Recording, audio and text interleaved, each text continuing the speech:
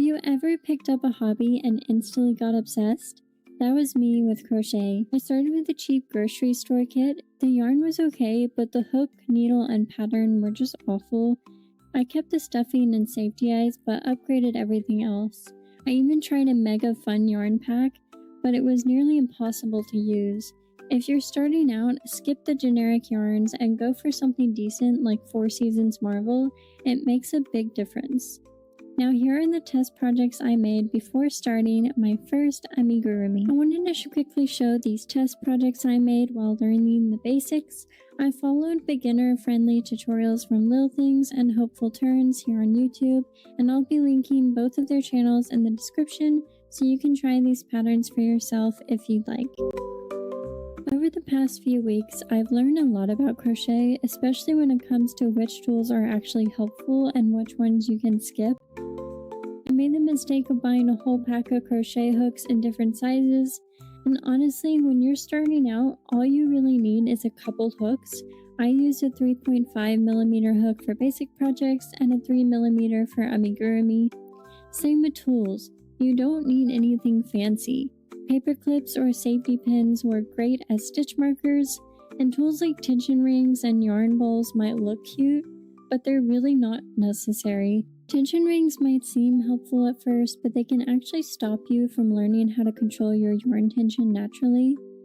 And yarn balls are mostly for looks unless your yarn tangles a lot, but I've seen people just use paper towel holders to hold their yarn, and that works great. So this is the point where I swapped out that low quality Fun Pack yarn and upgraded to some better acrylic yarn from 4 Seasons Marvel.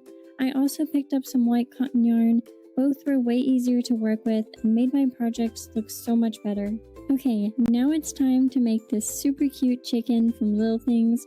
Her channel's linked down below. Definitely go check it out and show her some love. She makes the most adorable patterns. I've always made it my goal as an artist to try every art form I can get my hands on, and when I heard crochet could help with neurodivergent individuals, PTSD, and anxiety, I had to give it a shot.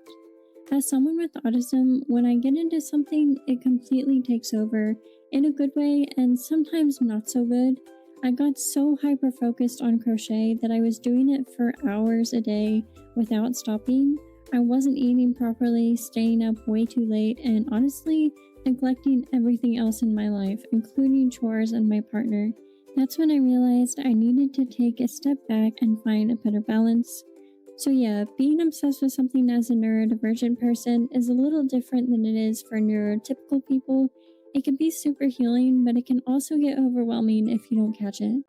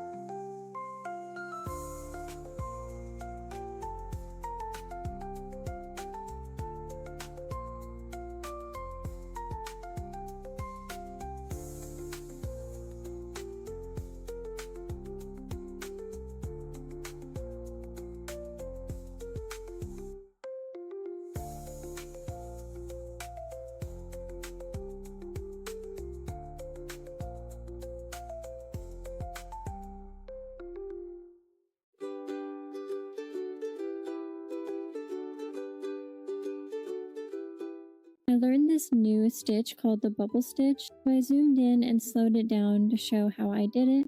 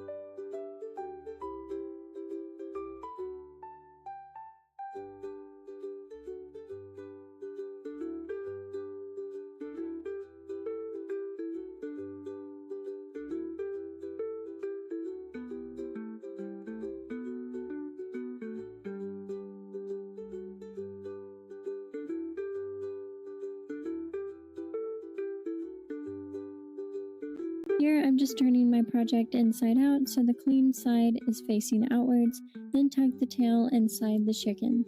The bumps aren't perfectly lined up, but you can't tell unless you look really close.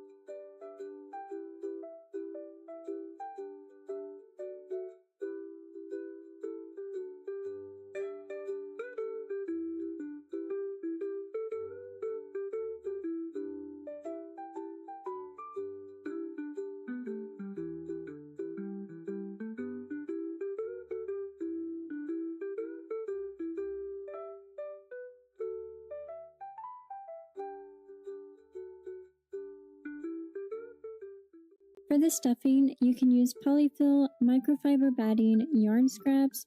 You can even use these cotton ripple pads I accidentally bought. I just tore them up and put them in a bag for future use. I ended up using the microfiber batting for this project. A quick tip I learned is when you're stuffing amigurumis, you don't want to overstuff them. It can make shaping harder, mess with the proportions, and even stretch the stitches so that the stuffing starts to peek through, and you definitely don't want that.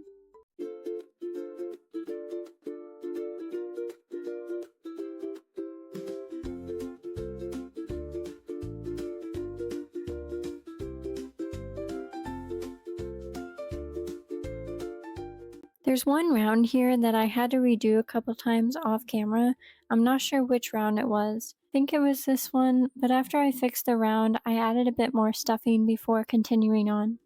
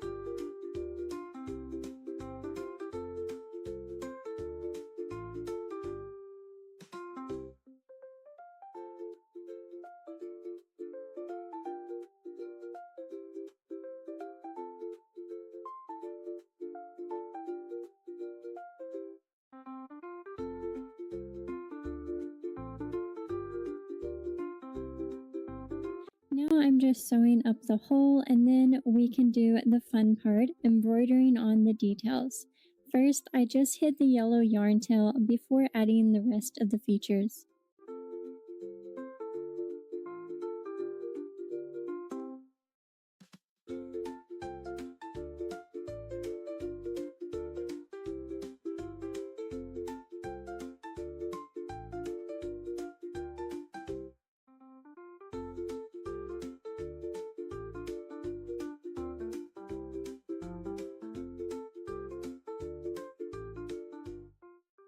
For the eyes, I'm using those plastic safety eyes that came with the kit. In Little Things tutorial, she pops them in after closing the head, and that works too. I get why she does it, it's more beginner friendly and helps place them where they look best. But from what I've seen, the most secure method is to insert the eyes before stuffing and closing, so you can snap the washers on the back. That's what I'll be doing for future projects. Once I got the eyes in, I moved on to making the beak, feet, and blush. I struggled a bit with the face details, they were tricky to position, but I figured it out eventually. I had to do the blush off camera because it was hard to get them right while filming.